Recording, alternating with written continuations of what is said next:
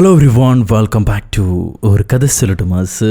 My dear സ്വത്തുക്കുട്ടികളെ, House of Dragon season 2 രണ്ടാമത്തെ എപ്പിസോഡാണ് നമ്മളിന്ന് കാണാൻ പോകുന്നത്. കഴിഞ്ഞ എപ്പിസോഡിൽ ഏമണ്ടിനെ കൊല്ലാൻ വിട്ടപ്പോൾ ആ എലിവിടുത്തക്കാർ കൊന്നത് ഏഗന്റെ ആ കൊച്ചാൺകുട്ടിയാണ്, ആലിസന്റിന്റെ പേരക്കുട്ടിയെ. ഇനി എന്താ സംഭവിക്കാൻ പോണേന്ന് കാണാം. എപ്പിസോഡിന്റെ തുടക്കം തന്നെ രക്തം വാർന്ന തുണിയുമായി ഒരു ജോലിക്കാരി ഓടി വരുന്നു. കൊട്ടാരത്തിൽ മുഴുവൻ കലഹമാണ്. പല ജോലിക്കാരെയും പട്ടാളക്കാർ പിടിച്ചടിക്കുന്നുണ്ട്. ഒച്ചയും ബഹളവും, ആകെ മൊത്തം കോലാഹലം. കലിപൂണ്ട ഏഗനാണെങ്കിൽ തൻ്റെ മുറിയിലുള്ള എല്ലാ ശില്പങ്ങളും അടിച്ചുടച്ചിട്ട് ഞാൻ എല്ലാവരെയും കൊല്ലും, എന്നെ ദ്രോഹിക്കാൻ ശ്രമിച്ച എല്ലാവരെയും ഞാൻ കൊല്ലുവിടാന്ന് പറഞ്ഞ് നിലവിളിച്ചുകൊണ്ടിരിക്കുന്നു. എനിക്ക് യുദ്ധം വേണം, ഇപ്പം തന്നെ യുദ്ധം വേണം, ഐ ഡിക്ലെയർ വാർ. ഈ സമയത്ത് ഏമണ്ട് കണ്ടുപിടിക്കും ആ കൊലയാളികൾ ഏത് വഴിയാണ് കൊട്ടാരത്തിനകത്തേക്ക് വന്നിട്ടുള്ളതെന്നുള്ളത്. അവരവിടെ ടേബിളിലുണ്ടായിരുന്ന ഗോൾഡ് കോയിൻസും അടിച്ചെടുത്തിട്ടുണ്ട്. നമ്മുടെ ആലിസൻ്റെ ആണെങ്കിൽ കരഞ്ഞ് മുഖം വാടിയിരിപ്പാണ്. ഓട്ടോ പറയും, വിഷമിക്കണ്ട, കൊലയാളികളെ എത്രയും പെട്ടെന്ന് നമ്മൾ പിടിച്ചിരിക്കും. അപ്പം ആലിസൻ്റെ കുഞ്ഞ് മരിച്ചു, അവൻ്റെ വേദന തീർന്നു, പക്ഷേ എൻ്റെ മോള്, അവളുടെ വേദന ഒരിക്കലും അവസാനിക്കില്ല എന്ന് പറഞ്ഞ് അമ്മ പൊട്ടിക്കരയുന്നു. ഓട്ടോ പറയും, ഇത് ചെയ്തവർക്ക് അതിനുള്ള ശിക്ഷ നമ്മൾ കൊടുക്കും, they will pay for this. അപ്പം ആലിസന്റ്, ദൈവം നമ്മളെ ശിക്ഷിക്കുകയാണോ എന്ന് എനിക്കൊരു സംശയം. ചെയ്ത കുറ്റത്തിനെല്ലാം ദൈവം നമ്മൾ ശിക്ഷിക്കുകയാണോ? ഓട്ടോ, എന്ത് കുറ്റാണ് നീ ചെയ്തത്? നമ്മുടെ ഭാഗത്ത് തെറ്റൊന്നുമില്ല, ഇത് വിധിയാണ്, സംഭവിച്ചു. ഒരു നന്മ ഇതിന് പുറകെ വരുന്നുണ്ടാവും. കട്ട് ചെയ്താ ഏഗൻ ദേഷ്യത്തോടെ കൗൺസിലിലേക്ക് വരുന്നു. എവിടെ കൗൺസിൽ മെമ്പർമാരല്ല? എൻ്റെ കുഞ്ഞിനിത് സംഭവിക്കുമ്പോൾ നിങ്ങളൊക്കെ എവിടെയായിരുന്നു? എൻ്റെ മകനാണ് എൻ്റെ ലെഗസി, അതാണ് ഇല്ലാതായത്. അവൻ ക്രിസ്റ്റനോട് ചോദിക്കും, താൻ എവിടെയായിരുന്നു? താൻ കാവൽക്കാരനല്ലേ? ഞാൻ കിടക്കാൻ പോയി എന്ന് പറയും ക്രിസ്റ്റൻ. എവിടെയാണെന്ന് പറയുന്നില്ല. ഇതാരാ ചെയ്തതെന്ന് എനിക്കറിയാം. അവള് ആ ഡ്രാഗൺ സ്റ്റോണിൽ നിന്നോണ്ട്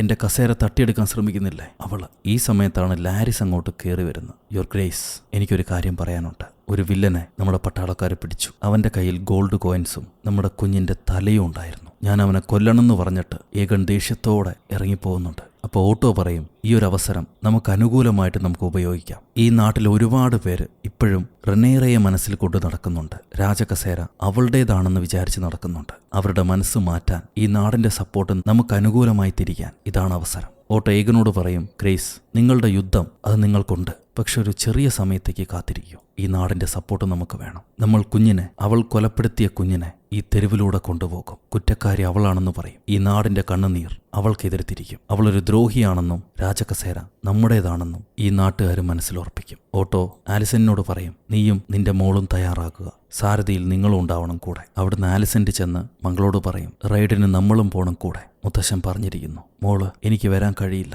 എനിക്കിഷ്ടമല്ല എന്ന് പറയും. അപ്പം അമ്മ, ഇത് നമ്മുടെ ഡ്യൂട്ടിയാണ്, ത്രോണിന് കീഴിലുള്ള നമ്മുടെ ഡ്യൂട്ടിയാണ്, അത് ചെയ്തേ തീരും. ഇത് പറഞ്ഞു കഴിഞ്ഞിട്ട് അമ്മ, ഇന്നലെ രാത്രി മോള് കണ്ടത് അതങ്ങനെയല്ല, അത് വേറെയാണെന്നൊക്കെ പറയാൻ ശ്രമിക്കുന്നുണ്ട്. പക്ഷെ മോളത് കേൾക്കാൻ തയ്യാറാവില്ല. എന്തായാലും തെരുവിലൂടെയുള്ള യാത്ര പുറപ്പെട്ടു. കുഞ്ഞിന്റെ ശവശരീരവുമായി രാജകുടുംബം തെരുവിൽ നടക്കാണ്. റെനീറയാണ് കുറ്റക്കാരി എന്ന് വിളിച്ചു പറഞ്ഞുകൊണ്ട്. ഈ സമയത്ത് ആ തടിയൻ പട്ടാളക്കാരനെ ഇവർ പിടിച്ചുകൊണ്ട് വന്നിട്ടുണ്ട്. അവൻ പറയും ലാരിസിനോട്, ഡേമനാണ് പണം തന്ന് കുഞ്ഞിനെ കൊല്ലാൻ പറഞ്ഞതെന്ന്. ഏമണ്ടിനെ കൊല്ലാനാണ് ഞങ്ങൾ വന്നത്, കിട്ടാത്തതുകൊണ്ട് കുഞ്ഞിനെ കൊന്നു. ഇവിടെ റെനീറ ദ കിങ്സ് ലെയർ കില്ലർ, ത്രോണിന്റെ തട്ടിയെടുപ്പുകാരി എന്ന് വിളിച്ചു പറഞ്ഞ് കൊച്ചുപയ്യന്റെ ശരീരവുമായി രഥയാത്ര പോകുന്നു. ജനങ്ങളെല്ലാം കരയുന്നുണ്ട്. ഇവിടെ ഏഗൺ ആ തടിയനെ ഇരുമ്പ് ദണ്ടുകൊണ്ട് തല്ലിക്കൊല്ലും. ഒരു ഭാഗത്ത് രഥം നിൽക്കുമ്പോൾ, രഥത്തിന്റെ ചക്രം കുടുങ്ങുമ്പോൾ ആൾക്കാരെല്ലാം ഹെലനയെ പിടിക്കാൻ വരുന്നുണ്ട്, അവരുടെ ഖേദം അറിയിക്കാൻ. പക്ഷെ ആ പെണ്ണ് പേടിക്കുകയാണ് ചെയ്യുക, അവൾക്ക് ഇഷ്ടമല്ല ഇതൊന്നും. അവിടുന്ന് കട്ട് ചെയ്താൽ റെനീറ, ആലിസന്റിന്റെ കൊച്ചുമകൻ കൊലപ്പെട്ട വിവരം അവൾ അറിയുന്നു. കുറ്റക്കാരിയായിട്ട് തന്നെയാണ് അക്യൂസ് ചെയ്തിരിക്കുന്നതെന്നും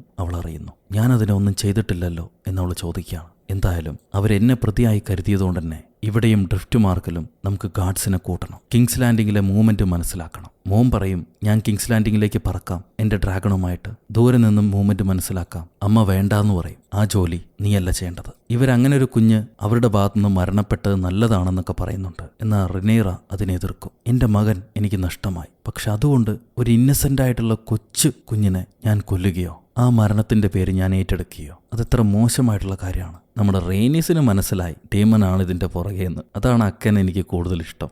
അവർക്കറിയാം ആരാണ് വിളവ് തിന്നണ വേലിയെന്ന്. നമ്മുടെ ഭാഗത്തു നിന്നും ആരെങ്കിലും ഓർഡർ കൊടുത്തിരുന്നോ, എന്തെങ്കിലും ചെയ്തിരുന്നോ എന്ന് റെനീറ എല്ലാവരോടും ചോദിക്കുന്നുണ്ട്. എല്ലാവരും ഇല്ലാന്നാ പറയാ. പക്ഷെ ഡേമന്റെ ഇരിപ്പ് കാണുമ്പോൾ അവൾക്ക് മനസ്സിലായി. അവൾ എല്ലാവരെയും പുറത്തു പോകാൻ പറയും. എന്നിട്ട് ഡേമനോട് ചോദിക്കും, നീ ആ കുഞ്ഞിനെ കൊല്ലാൻ ആളെ വിട്ടിരുന്നോ? ഡേമൻ പറയും, അതെ, പക്ഷെ കുഞ്ഞിനെ കൊല്ലാനല്ല, എൻ്റെ റാണിയുടെ പ്രതികാരം തീർക്കാൻ വേണ്ടി ഏമണ്ടിനെ കൊല്ലാനാണ് ഞാൻ ആളെ വിട്ടത്. പക്ഷെ അവര് ആളെ മാറ്റി ആ കുഞ്ഞിനെ കൊന്നു. അതൊരു മിസ്റ്റേക്കാണ്, അതിൻ്റെ ഉത്തരവാദിത്വം എനിക്കല്ല. ഇവള് ദേഷ്യപ്പെട്ട്, നീ എന്താണ് ചെയ്തത്? എന്നോട് ആലോചിക്കാതെ ഇതെന്തിനു ചെയ്തു? ഇപ്പോ എന്റെ അവകാശത്തെയാണ് നീ വീക്കാക്കിയത്. എന്റെ രാജകസേരയ്ക്കുള്ള അവകാശത്തെയാണ് നീ വീക്കാക്കിയത്. എന്റെ എബിലിറ്റി, ഒരു ആർമി ഉണ്ടാക്കാനുള്ള എബിലിറ്റി. എനിക്ക് നിന്നെ വിശ്വസിക്കാൻ പറ്റില്ല demon. I cannot trust you. എനിക്ക് മനസ്സിലായി, നിന്റെ ഹൃദയം നിനക്ക് മാത്രമുള്ളതാണ്, അതിൽ മറ്റാർക്കും ഇടമില്ല. നീ എന്നെ ഉപയോഗിക്കുകയായിരുന്നു. അന്നും ഇന്നും എന്നും നിനക്ക് ആ കസേര കിട്ടിയില്ല എന്നുള്ള ദേഷ്യമാണ് നീ എന്നെ ഉപയോഗിച്ചുകൊണ്ട് തീർക്കുന്നു. ഡീമൺ ദേഷ്യപ്പെട്ട് പോട്ടൊക്കെ തട്ടി മാറ്റി എഴുന്നേറ്റ് വരുന്നുണ്ട്. അവനവളെ പിടിച്ചിട്ട് പറയും, സർ എറിക്, കിരീടം കൊണ്ടുവന്നപ്പോൾ ഞാൻ എൻ്റെ കൈ കൊണ്ടല്ലേ നിന്നെ ചാർത്തിയത്. അന്ന് മുട്ടുമടക്കിയ ഞാൻ നിന്നെ എൻ്റെ റാണിയായി ഏറ്റെടുത്താണ്. നിനക്കതറിയില്ലേ റിനേറ? എനിക്കറിയാം. പക്ഷേ നീ എന്തുകൊണ്ട് ഞാൻ പറയുന്ന അനുസരിക്കുന്നില്ല? നിന്റെ തീരുമാനങ്ങൾ നീ സ്വയം എടുക്കുന്നു. നിന്റെ പ്രതികാരത്തിന് വേണ്ടി നീ എന്നെ ഉപയോഗിക്കുകയാണോ? ഞാൻ ഈ ചെയ്യുന്നതെല്ലാം നിനക്ക് വേണ്ടിയാണ് റിനേറ. നീ എന്തുകൊണ്ടത് മനസ്സിലാക്കുന്നില്ല? ഹാരൻ ഹാളിൽ ചെന്ന് ഒരു ആർമി ഉണ്ടാക്കാൻ ശ്രമിക്കുന്നത് നിനക്ക് വേണ്ടിയാണ്. നീ എപ്പോഴും നിന്റെ സന്തോഷം, നിന്റെ വിജയം, ഇതിനെക്കുറിച്ച് ചിന്തിച്ചിട്ടുള്ളൂ. എന്നെക്കുറിച്ചോ എൻ്റെ അച്ഛൻ്റെ ആഗ്രഹങ്ങളെക്കുറിച്ചോ നീ ആലോചിക്കാറില്ല. അതിന് ഡീമൺ, നിന്റെ അച്ഛനൊരു ഭീരുവായിരുന്നു. അവനറിയാം അവനേക്കാളും ശക്തൻ ഞാനാണെന്ന്. നിന്നെ എന്തുകൊണ്ട് അവൻ കിരീടത്തിന് അവകാശിയാക്കിയെന്ന് നിനക്കറിയോ? നിന്റെ വലിയ അറിവുകൊണ്ടൊന്നുമല്ല, എന്നെ അവന് ഭയമായിരുന്നു. അതുകൊണ്ടാണ് എൻ്റെ കസേര അവൻ നിനക്ക് തന്നത്. അത് കേട്ട് റിനേറ പറയും, എൻ്റെ അച്ഛന് നിന്റെ ഭയമായിരുന്നില്ല, നിന്നെ വിശ്വാസമില്ലായിരുന്നു. അതുപോലെ തന്നെയാണ് എനിക്കും നിന്നെ വിശ്വസിക്കാൻ കഴിയുന്നില്ല ഡീമൺ. എനിക്ക് നിന്നിൽ വിശ്വാസമില്ല. നിന്റെ അച്ഛൻ്റെ അതേ പാതയിലാണ് നീ പോകുന്നത്. He was a fool. ഗ്രേറ്റ്നെസ്സിന് വേണ്ടി പോരാടിയ ഫൂൾ. എന്നിട്ടെന്താണ്? ചുറ്റും രക്തം മാത്രം, സഫറിങ് മാത്രം. അതേ ഫെയ്റ്റാണ് നിനക്കും വരാൻ പോകുന്നത്. റിനേറ, നീ ഒരു കൊച്ചു കുഞ്ഞിനെയാണ് കൊന്നത്. അവൻ പറയുന്നുണ്ട് ഇറ്റ് വാസ് എ മിസ്റ്റേക്ക്. അവളെ വിശ്വസിക്കില്ല. ഡീമൺ ദേഷ്യപ്പെട്ട് ഇറങ്ങിപ്പോകും. പോകുന്ന വഴി മോള് ബേല വരുന്നുണ്ട്. അവൻ ബേലയോട് ഒന്നും മിണ്ടാതെയാണ് ഇറങ്ങിപ്പോവുക. ബേലയെ റിനേറയാണ് വിളിച്ചു വരുത്തിയത്. അവളോട് അവളുടെ ഡ്രാഗൺ എടുത്തുകൊണ്ട് പോയി കിങ്സ് ലാൻഡിങ്ങിന് കുറെ ദൂരെയായി ആ ലാൻഡിങ്ങിൽ നടക്കുന്ന കാര്യങ്ങൾ വീക്ഷിക്കാൻ പറയും. എന്നാൽ അവരുടെ കണ്ണിൽ പെടാൻ പാടില്ല. Stay high and keep your distance. മകനാണ് പോകാമെന്ന് പറഞ്ഞത്, പക്ഷെ അവൾ മകനെ വിട്ടില്ല. പേടിച്ചിട്ടായിരിക്കും. ഡേമന്റെ മോളെയാണ് പോകാൻ പറയുന്നത്. ബേല ചോദിക്കുന്നുണ്ട് അച്ഛൻ എങ്ങോട്ടാ പോയെന്ന്. റിനേറ പറയും, എനിക്കറിയില്ല. അവൻ എപ്പോഴും സ്വന്തം വഴിയല്ലേ. He follow his own path. Daemon തന്റെ ചുവന്ന ഡ്രാഗണെടുത്ത് എങ്ങോട്ടോ പറന്നു പോകുന്നുണ്ട്. ഇച്ചിരി ഒറ്റബുദ്ധിക്കാരനാണെങ്കിലും എന്തോ ഇഷ്ടമുള്ള ക്യാരക്ടറാണ് ഡീമൺ. ഇവിടെ കിങ്സ് ലാൻഡിങ് ഏഗണും ഭാര്യയും കണ്ടുമുട്ടുന്നുണ്ട്, പക്ഷെ സംസാരിക്കുന്നില്ല. റിനേറയുടെ കൂടെ വെളുത്ത മുടിയുള്ള 2 ആമ്പിള്ളേരെ കാണിക്കുന്നു. ഇതിനി ഡേമന്റെ മക്കളാണോ? എന്നോട് പറഞ്ഞില്ലല്ലോ. എന്തായാലും വളരട്ടെ, പിള്ളേര് വളരട്ടെ. ഇപ്പോൾ അവർക്ക് സ്റ്റോറി വരും. വീണ്ടും കിങ്സ് ലാൻഡിങ്. ക്രിസ്റ്റൻ ആ ട്വിന്നിനോട് അവന്റെ തുണിയിൽ ചെളി പറ്റിയിരിക്കുന്നത് കണ്ടിട്ട് ഇതെങ്ങനെ സംഭവിച്ചാൻ ചോദിക്കും. വണ്ടിച്ചക്രം കുടുങ്ങിയപ്പോൾ ആയതാന്ന് പറയും അവൻ. എന്നിട്ട് അവൻ പോകാൻ നിൽക്കുമ്പോൾ ക്രിസ്റ്റൻ പ്രിൻസ് ജഹേരിസ് മരണപ്പെടുമ്പോൾ നീ എവിടെയായിരുന്നു എന്ന് ചോദിക്കും. അവൻ പറയും, ഞാൻ ഏഗന്റെ കൂടെയായിരുന്നു, കിങ് ഏഗന്റെ കൂടെ. നിന്റെ സഹോദരൻ ഒരു കള്ളനും വിശ്വാസവഞ്ചകനും ചതിയനുമാണ്. അതറിയോ നിനക്ക്? നീയും അവനും കൂടെ ചേർന്ന് കളിച്ച കളിയല്ലേ ഈ കൊച്ചു കുഞ്ഞിനെ കൊന്നത്. ലോർഡ്, അങ്ങനെ പറയരുത്. ഞങ്ങൾ ട്വിൻസ് ആണെങ്കിലും 2 മനുഷ്യരാണ്. എനിക്ക് അവനോട് സെന്റിമെന്റ്സ് ഉണ്ടായിരുന്നെങ്കിൽ ഞാൻ അവന്റെ കൂടെ പോയേനെ. ഞാൻ എൻ്റെ വാക്ക് പാലിച്ച്, എൻ്റെ ഓത്ത് പാലിച്ച് ഇവിടെയാണ് നിൽക്കുന്നത്. എന്നെ കുറ്റപ്പെടുത്തരുത്. അപ്പോൾ ക്രിസ്റ്റൻ പറയും, ഞാൻ നിന്നെ കുറ്റപ്പെടുത്തുന്നില്ല. നിന്നെ വീണ്ടും ഞങ്ങൾ വിശ്വസിക്കണമെങ്കിൽ ഞാൻ പറയുന്ന കാര്യം നീ ചെയ്യും. ഡ്രാഗൺ സ്റ്റോണിലേക്ക് പോ. റിനേറയെ നിന്റെ സ്വന്തം കൈകൊണ്ട് കൊലപ്പെടുത്തിയിട്ട് വാ. ഞാൻ ഒറ്റയ്ക്ക് പോകുന്നത് അപകടമാണെന്ന് അവൻ പറയും. ഒറ്റയ്ക്ക് പോകുന്നതാണ് നല്ലത്. കാരണം നിന്റെ പാതി അവിടെ ഉണ്ടല്ലോ. അവനെപ്പോലെ നിനക്ക് അഭിനയിക്കാം. ഒരു യുദ്ധം തുടങ്ങുന്നതിന് മുന്നേ തന്നെ ആ യുദ്ധം നിനക്ക് അവസാനിപ്പിക്കാം. ഒരുപാട് ജീവനുകളെ രക്ഷപ്പെടുത്താം. നീ ചെയ്യുന്നത് വലിയ കാര്യമാണ്. അങ്ങനെ പലതും പറഞ്ഞ് കൺവിൻസ് ചെയ്ത് ഇവൻ ആ ട്വിന്നിനെ ഡ്രാഗൺ സ്റ്റോണിലേക്ക് പറഞ്ഞു വിടുന്നു. ഈ സമയത്ത് റിനേറയുടെ മകൻ ജഹേരിസ് ബേലയുടെ അടുത്തേക്ക് വരുന്നു. അവൾ അമ്പെയ്ത്ത് പ്രാക്ടീസ് ചെയ്യായിരിക്കും. കഴിച്ചില്ലേ? എനിക്ക് വിശപ്പില്ല. അവൾ ചോദിക്കും, എൻ്റെ അച്ഛൻ എവിടെയാ പോയെന്നറിയോ? ഹാരൻ ഹോളിലേക്കായിരിക്കും. അങ്ങനെയാണ് ഞാൻ വിചാരിക്കുന്നത്. അവൾ പറയും, ഇടയ്ക്ക് എൻ്റെ അച്ഛനോട് എനിക്ക് ഭയങ്കര ദേഷ്യമാണ്. അച്ഛന്മാരെന്ന് പറഞ്ഞാൽ തന്നെ ഇത്തിരി കോംപ്ലിക്കേറ്റഡ് ആണെന്ന് അവൻ പറയും. ബേല, എൻ്റെ അങ്കിളെ നിനക്ക് ഓർമ്മയുണ്ടോ? പുള്ളിക്കാരൻ എങ്ങനെയായിരുന്നു എന്ന് ചോദിക്കും. മരണപ്പെട്ടു പോയല്ലോ. ജഹേരിസ് പുള്ളി ഒരുപാട് സ്നേഹമുള്ളവനാണെന്നൊക്കെ പറയുന്നുണ്ട്. കട്ട് ചെയ്ത ബ്രോത്തൽ, ഒരു വർണ്ണഗംഭീരമായ പാട്ടും ഡാൻസും. ഇങ്ങനെയുള്ള വർണ്ണത ഹൗസ് ഓഫ് ഡ്രാഗണിൽ ഇത്തിരി കുറവാണ്. ഗെയിം ഓഫ് ത്രോൺസിലായിരുന്നു ഒരുപാട് കൂടുതൽ. ഇവിടെ ആരാ ഉള്ളത്? നമ്മുടെ ഈമണ്ട്. നേരത്തെ ഒരു ചേച്ചീനെ കണ്ടില്ലായിരുന്നോ? നീ ഒരുപാട് വളർന്നല്ലോടാ ചെക്ക എന്ന് ചോദിച്ച ചേച്ചി. ആ ചേച്ചിയുടെ തോളത്തെ ചാഞ്ഞവൻ കിടക്കായിരിക്കും. ഡീമൺ എന്നെ കൊല്ലാൻ ആളെ വിട്ടിരുന്നു. അവരാണ് കൊച്ചിനെ കൊന്നത്. അവൻ എന്നെ പേടിയാണ്. അക്ക പറയും, കുഞ്ഞു പയ്യൻ ഒരുപാട് വളർന്നില്ലേ, അതുകൊണ്ടായിരിക്കും അവൻ പേടിച്ചത്. അവൻ ആ ചേച്ചിയെ കെട്ടിപ്പിടിച്ചിട്ട്, ലൂക്കിന്റെ മരണം, അതിലെനിക്ക് കുറ്റബോധമുണ്ട്. I'm sorry for it. ഞാൻ അങ്ങനെ പ്രതീക്ഷിച്ചതല്ല, പക്ഷെ സംഭവിച്ചു പോയി. അവരെല്ലാവരും എന്നെ ടീസ് ചെയ്യുമായിരുന്നു, കാരണം ഞാൻ ഡിഫറൻ്റ് ആണ്. അപ്പം ആ ചേച്ചി പറയും, പ്രിൻസ് ഒരിക്കലും ടെമ്പർ ലൂസ് ചെയ്യാൻ പാടില്ല. അങ്ങനെ ലൂസ് ചെയ്താൽ പാവപ്പെട്ട ഞങ്ങളൊക്കെയാണ് സഫർ ചെയ്യുക. അതോർത്തിരുന്നാൽ മതി. അവിടുന്ന് കട്ട് ചെയ്താൽ ആയുധപ്പണിക്കാരന്റെ കുടുംബം കാണിക്കുന്നു. അയാളുടെ മോൾക്ക് സുഖമില്ല. ആയുധപ്പണിക്കാരന് കാശും കിട്ടിയിട്ടില്ല. വീട്ടിൽ ഭക്ഷണം ഉണ്ടാക്കാൻ നേരെ ചൊവ്വേ അരിയും പച്ചക്കറികളൊന്നുമില്ല. അതുപോലെ തന്നെ കിങ്സ് ലാൻഡിങ്ങിൽ സാധനങ്ങൾക്ക് വിലയും കൂടിയിരിക്കുകയാണ്. ഈ യുദ്ധം വരുന്നോണ്ടും സാധനങ്ങൾ കിട്ടാത്തതുകൊണ്ടും. എന്തായാലും രാജാവിനെ ഞാൻ വിവരം അറിയിച്ചിട്ടുണ്ട്. അദ്ദേഹം നമുക്ക് വേണ്ട സഹായം ചെയ്യും എന്ന് അയാൾ ഭാര്യയോട് പറയുന്നുണ്ടാവും. അവിടുന്ന് കട്ട് ചെയ്താൽ നമ്മുടെ വെലാരിയനെ വെള്ളത്തിൽ നിന്ന് രക്ഷപ്പെടുത്തിയില്ലേ ഒരു മുട്ടച്ചേട്ടൻ, അയാൾക്ക് വെലാരിയൻ കപ്പിത്താന്റെ പദവി കൊടുത്തിട്ടുണ്ട്. പുള്ളിക്കാരന് ഒരു സഹോദരനും ഉണ്ടാവും, ചുരുണ്ട മുടിയുള്ള ഒരു സഹോദരൻ. ആ സഹോദരന് ചേട്ടനെ പോലെ തന്നെ കപ്പലിൽ യുദ്ധത്തിനൊക്കെ പോകണമെന്ന് ആഗ്രഹമാണ്. പക്ഷെ ചേട്ടൻ സമ്മതിക്കില്ല, അതവൻ ആപത്താണെന്ന് പറയും. ഈ സമയത്ത് വെലാരിയനും ഭാര്യയും കട്ടിലിൽ സ്നേഹിച്ച് കിടക്കുമ്പോൾ വെലാരിയൻ ഭാര്യയോട് പറയും, ടീമൻ എപ്പോഴും അത്യാവശ്യമുള്ള സമയത്ത് എങ്ങോട്ടെങ്കിലും ഓടിപ്പോകും. അതാണ് അവന്റെ സ്വഭാവം. റെനിസ് അവനല്ലെങ്കിലും അവന്റെ ഓൺ മാസ്റ്ററാണ്. അവന് തോന്നുന്നതേ അവൻ പ്രവർത്തിക്കുകയുള്ളൂ. എങ്ങോട്ട് പോകണമെന്ന് തോന്നുന്നോ അങ്ങോട്ട് പോകും. ആരുടെയും കൽപ്പന അവൻ അനുസരിക്കില്ല. അപ്പോൾ എല്ലാവരും ചോദിക്കും, ഒരു പക്ഷേ അവൻ തന്നെ റിനേറയെ ചാലഞ്ച് ചെയ്താലോ രാജകസേരയ്ക്ക് വേണ്ടി? റെനീസ് പറയും, ഒരിക്കലുമില്ല, അങ്ങനെ അവൻ കാണിക്കില്ല. അവൻ തന്നിഷ്ടക്കാരനാണ്, പക്ഷേ ഒരിക്കലും കസേരയ്ക്ക് വേണ്ടി ചാലഞ്ച് ചെയ്യില്ല. അതേപോലെ ആരും അവനെ കമാൻഡ് ചെയ്യുന്നതും അവൻ ഇഷ്ടപ്പെടില്ല. നമ്മുടെ ചേച്ചിക്ക് എല്ലാം അറിയാം കൃത്യമായിട്ട്. ഇതിനെ കൊണ്ട് രാജകസേരയിൽ ഇരുത്തിയിരുന്നെങ്കിൽ ഒരു കുഴപ്പമില്ല, എന്നാ പിന്നെ ഈ കഥ ഉണ്ടാവില്ലല്ലോ. ഈ സമയത്ത് വൈറ്റ് വേം ലേഡിയില്ലേ, അതിനെ ഗാർഡ്സ്മാര് റിനേറയുടെ അടുത്തേക്ക് കൊണ്ടുവരും. റിനേറ ചോദിക്കും, ആ കുഞ്ഞിന്റെ മരണത്തിൽ നീ ഏത് പാർട്ടാണ് പ്ലേ ചെയ്ത്? അവള് പറയും, ആ മരണത്തിൽ എനിക്ക് ഉത്തരവാദിത്തമില്ല.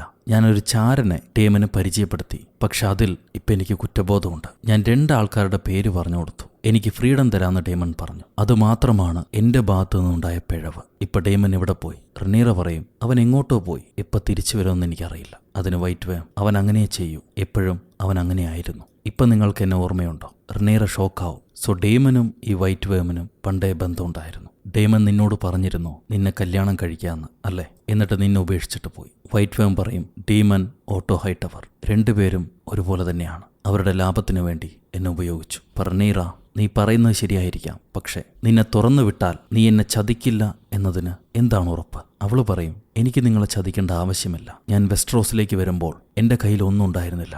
ഭക്ഷണത്തിനു വേണ്ടി ഞാൻ കട്ടെടുത്തു, എൻ്റെ ശരീരം വിറ്റു, ഒരുപാട് പേരുടെ മർദ്ദനത്തിനിരയായി. പക്ഷെ എല്ലാം ഞാൻ ശ്രദ്ധിക്കുമായിരുന്നു. I listened everything. അത് തന്നെ എനിക്ക് വലിയൊരു ആയുധമായി മാറി. ഞാൻ ആ രഹസ്യങ്ങൾ വിൽക്കാൻ തുടങ്ങി. അങ്ങനെ ഞാനൊരു വീട് പണിതു. പക്ഷേ ഓട്ടോ ആ വീട് കത്തിച്ച് എന്നെയും കൊന്നുതള്ളാൻ തീരുമാനിച്ചു. അവിടെ നിന്നാണ് ഞാൻ രക്ഷപ്പെട്ടു വന്നത്. Demon, auto make no difference.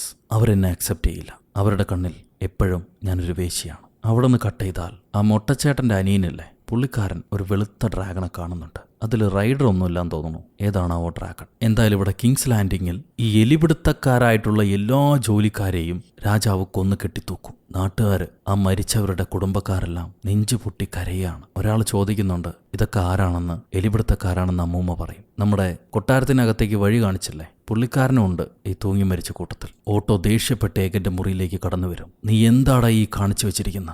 What have you done? ആ എലിപിടുത്തക്കാരെയെല്ലാം കൊന്ന് തെരുവീതിയിൽ കെട്ടിത്തൂക്കിയിരിക്കുന്നു. ഇഡിയറ്റ്. ഉടനെ സർ ക്രിസ്റ്റൻ, സർ, രാജാവിനോട് മര്യാദ പാലിക്കണം. ഓട്ടോ ദേഷ്യപ്പെട്ട് പറയും, അവൻ രാജാവ് മാത്രമല്ല, എന്റെ പേരക്കുട്ടി കൂടിയാണ്. You fool. ആ മണ്ടൻ പാവപ്പെട്ട ജനങ്ങളെയാണ് കൊന്നൊടുക്കിയത്. ഇറങ്ങിപ്പോ, എനിക്ക് അവനുമായിട്ട് സംസാരിക്കണം. ഏകം പറയും, രാജാവിനോട് കളിച്ചാൽ ഇങ്ങനെ സംഭവിക്കുമെന്ന് നാട്ടുകാർക്ക് ഭയം വേണം. ഓട്ടോ ദേഷ്യപ്പെട്ട്, നീ നിന്റെ പേരിന് വലിയ കളങ്കമാണ് വരുത്തിയിരിക്കുന്നത്. ഞാനും നിന്റെ അമ്മയും ചേർന്ന് കഷ്ടപ്പെട്ട് നിന്റെ കുഞ്ഞിന്റെ മരണം നിനക്ക് അനുകൂലമായി തിരിച്ചപ്പോ നിന്റെ അമ്മയുടെ കണ്ണുനീര്, എന്റെ ത്യാഗം, അതിനെല്ലാം നീ മുട്ടുവെച്ചിരിക്കുന്നു. ആ കഷ്ടപ്പാട് മുഴുവൻ നീ വലിച്ചെറിഞ്ഞു തെരുവിലേക്ക്. ഇത് കേട്ട് ഏകം പറയും, അറ്റ്ലീസ്റ്റ് ഞാൻ എന്തെങ്കിലും ചെയ്തല്ലോ. നിങ്ങളുടെ ഉപദേശം കേൾക്കാതെ എല്ലാ സമയത്തും ഒരു മൂഢനായ രാജാവിനെ പോലെ തന്റെ ഉപദേശവും കേട്ടുകൊണ്ടിരുന്നു ഞാൻ. ഇപ്പോ സ്വന്തമായ ഒരു കൽപ്പന ഞാൻ നിർവഹിച്ചല്ലോ. ഓട്ടോ പറയും, ഈ നാട് നിന്റെ കൂടെ നിൽക്കില്ല. നീ ഒരു ക്രൂരനാണെന്നറിഞ്ഞ് അവര് മാറിക്കളയും. ഏകം പറയും, എന്റെ കുഞ്ഞ് മരിച്ചിട്ട് നിങ്ങൾ എന്താണ് ചെയ്തത്? At least sir Kristen കോളെങ്കിലും